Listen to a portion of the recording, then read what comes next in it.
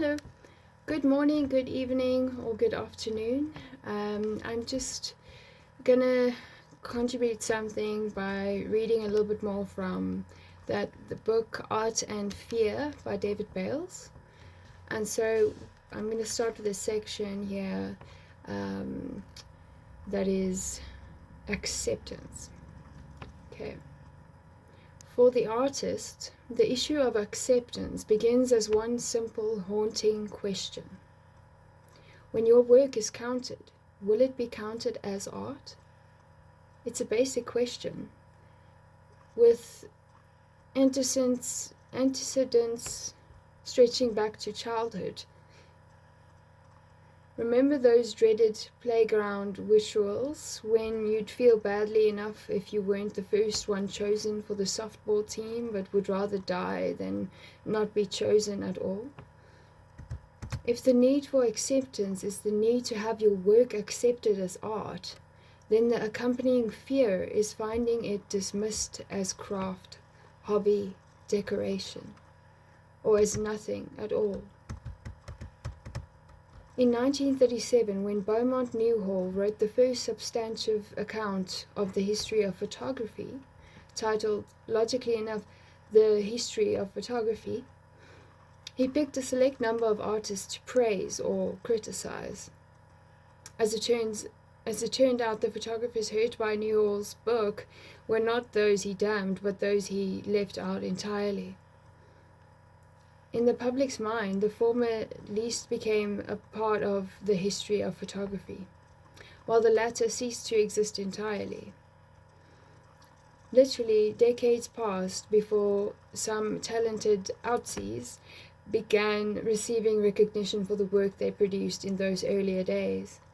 That example is extreme, but the general caveat still applies. Acceptance and approval are powers held by others. Whether they be friends, classmates, curators, or author of the definitive history of your chosen medium. At some point, the need for acceptance may well collide head-on with the need to do your own work. It's too bad, since the request itself seems so reasonable. You want to do your own work, and you want acceptance for that. It's the ballad of the cowboy and the mountain man, the myth of artistic integrity and Sesame Street. Sing the song of your heart, and sooner or later the world will accept and reward the authentic voice. Jaded sophisticates laugh at this belief, but usually buy into it along with everyone else anyway. In the non-art world, this belief system is a driving mechanism behind the American dream and the midlife crisis. In the art world, it's a primary buffer against disillusionment. After all, the world does, in large measure, reward authentic work. The problem is not absolute, but temporal. By the time your reward arrives, you may no longer be around to collect it. That's a bit harsh, I think.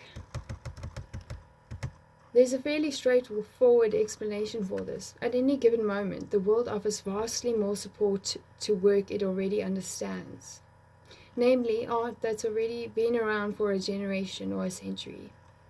Expressions of truly new ideas often fail to qualify as even bad art. They're simply viewed as no art at all. Stravinsky's Firebird, today considered one of the more lushly melodic of 20th century symphonic pieces, was rejected as sheer cacophony when first performed.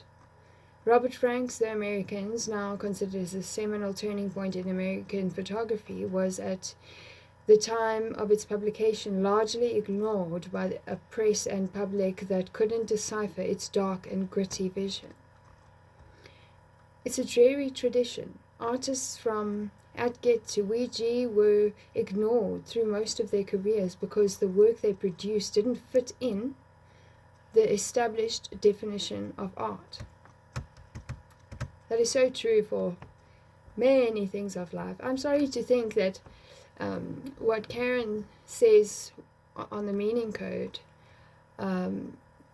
just sort of rings true, that the frame of things work, a lot of things or most things work like a piece of art or like art.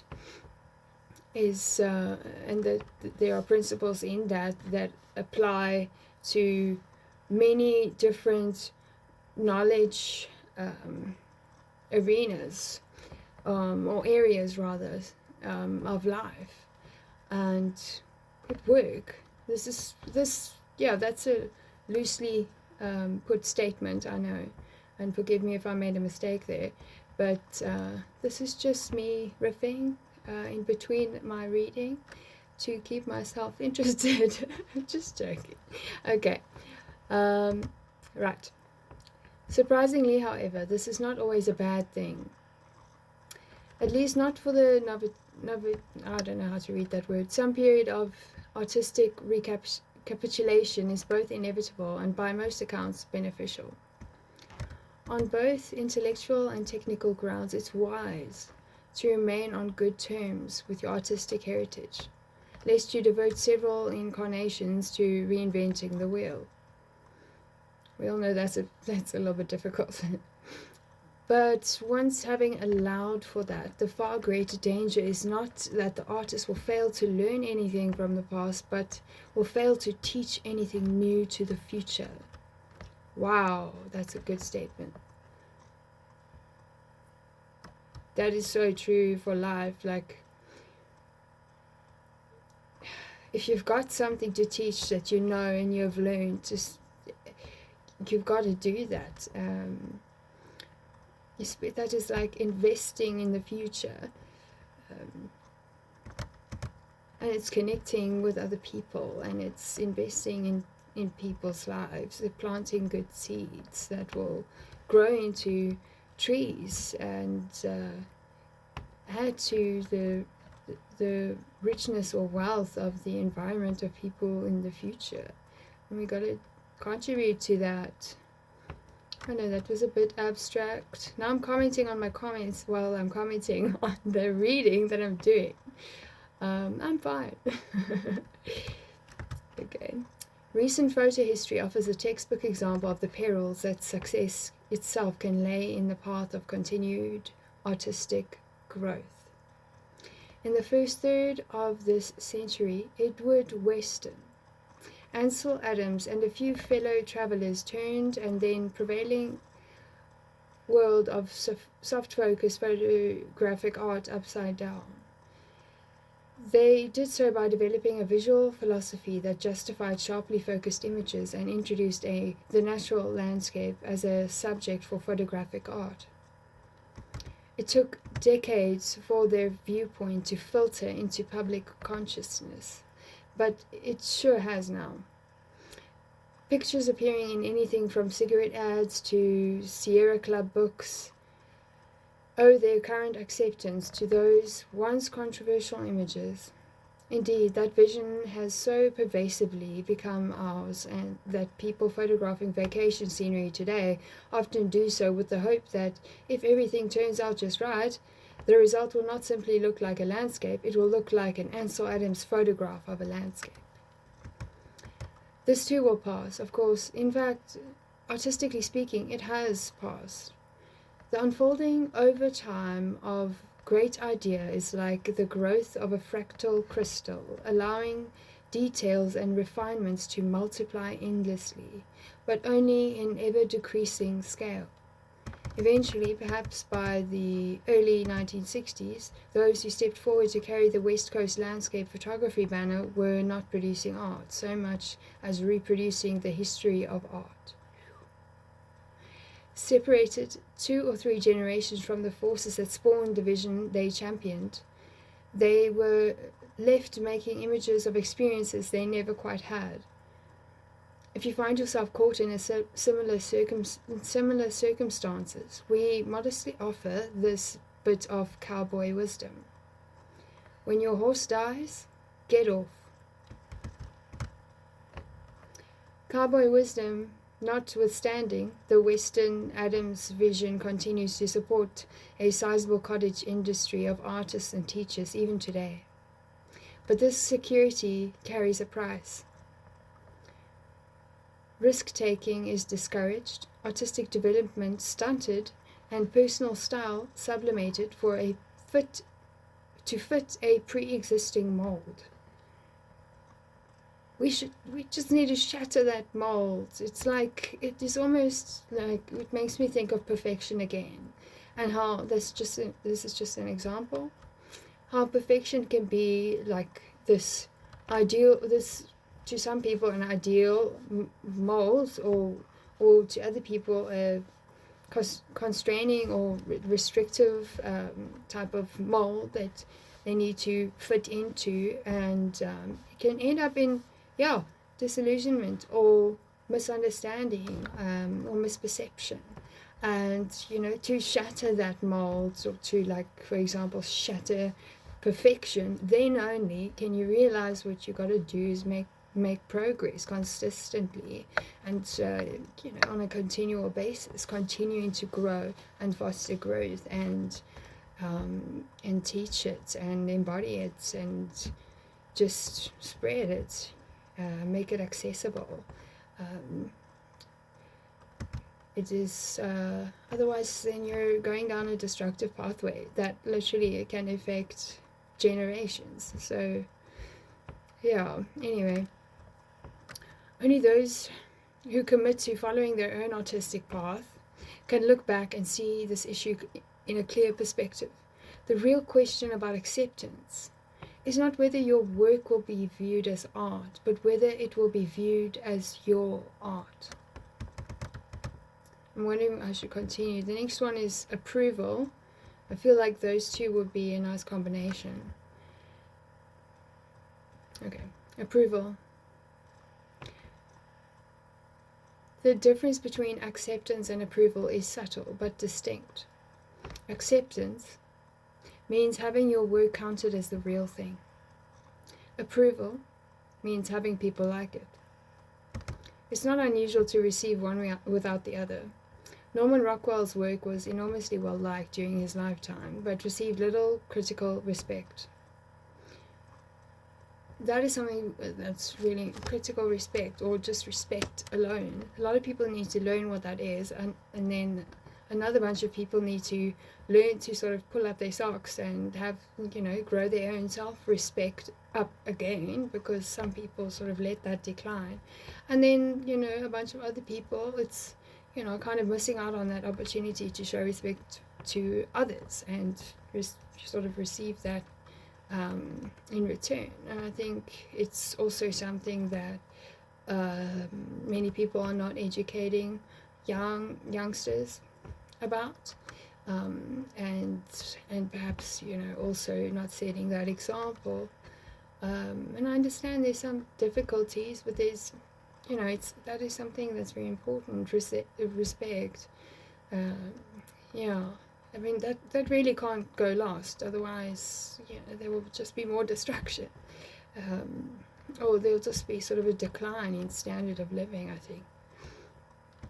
A generation or two earlier, there was a widespread agreement that John Singer Sargent was good, but that for various reasons his work didn't really count. On the flip side, every season brings a small bundle of films and plays that garner rave critical reviews, while on their way to becoming box office disasters. That this dichotomy exists is undeniable, whether it needs be destructive. What was I just saying? Okay, cool. I think I'm understanding what I'm reading. Is an open question. I'll read that again. That this dichotomy exists is undeniable. Whether it need be destructive is an open question. Both acceptance and approval are, quite plainly, audience-related issues.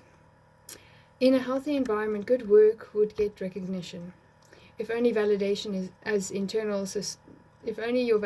is internal, society has failed. Sounds straightforward enough, but society is hardly a monolith. It harbors many environments, some repressive to the artist, others supportive. For artists who thrive on confrontation, rejection is not a problem, but for many others, the constant wear and tear takes a toll. For those artists, survival means finding an environment where art is valued and art making is encouraged. People need so little encouragement. You will know what I'm referencing over there. In a supportive environment, one found more often than not with an artistic community itself, approval and acceptance often become linked, even indistinguishable. The operative criteria for this rather select audience is typified by Ed Ruscha's remark, "There are only artists and hacks," or James Thurber's observation, "There's no such thing as good art or bad art. There's only art, and damn little of it." But be forewarned, this approach can be harsh. There's a story, perhaps an acrophile, of the master who was asked to judge a competition for 20 young pianists by rating their performance on a scale of 1 to 100. Afterwards, his tally sheet revealed that he had awarded 2 pianists a perfect 100 and given the rest a 0. When the sponsors protested, he replied bluntly, "Either you can play or you can't." Filmmaker Lois Starman tells the painfully unapocryphal story without hand-carrying his first film, produced while he was still a student, to the famed teacher and the film theorist Slavko Vorkapich. The teacher watched the entire film in silence and, as the viewing ended, rose and left the room without uttering a word. Starman, more than a bit shaken, ran out after him and asked, "But what did you think of my film?" Replied Vorkapich, "What film?" "Yo, that's a burn right there." The lesson here is simply that courting approval, even that of peers, puts a dangerous amount of power in the hands of the audience. Worse yet, the audience is seldom in a position to grant or withhold approval on the one issue that really counts, namely, whether or not you're making progress in your work. They're in a good position to comment on how they've moved or challenged or entertained, on how they're moved or challenged or entertained by the finished product, but have little knowledge or interest in your process. That's true. Audience comes later. The only pure communication is between you and your work. I'll say an amen to that. That is quite good. I'm so glad that I was recommended this book. It's absolutely wonderful. It's a process in itself to make progress if you apply and understand and all that jazz. Okay, so I hope there was something in there for you. There was definitely for me, and I hope this wasn't too boring or long. I know there were certain parts of it where I couldn't pronounce the name or I made a mistake, but that just, make mistakes, but aim to improve on that. Anyway, so yeah, I just want to say that if you're in a bad place right now, it's okay. Just remember that there is hope. Look up. Don't disqualify yourself. Don't write yourself off. Your story's not over yet. The fact that you're breathing, that is a miracle. And I know that may sound cliche, but it isn't. Just think about that and take a breath inside and outside and in your mind, and think about it and dwell on that and really sort of lean into what that is, and get into the fact that you are alive, and that is something to be grateful for. And if you can try and sink into that gratitude attitude, you're bound to feel a little bit better. And it need not be that. There are endless things to be grateful for. You can choose anything and try and adopt a gratitude for it, or at least an appreciation. Anyway, I'm grateful for you, and many other people are too. Ciao.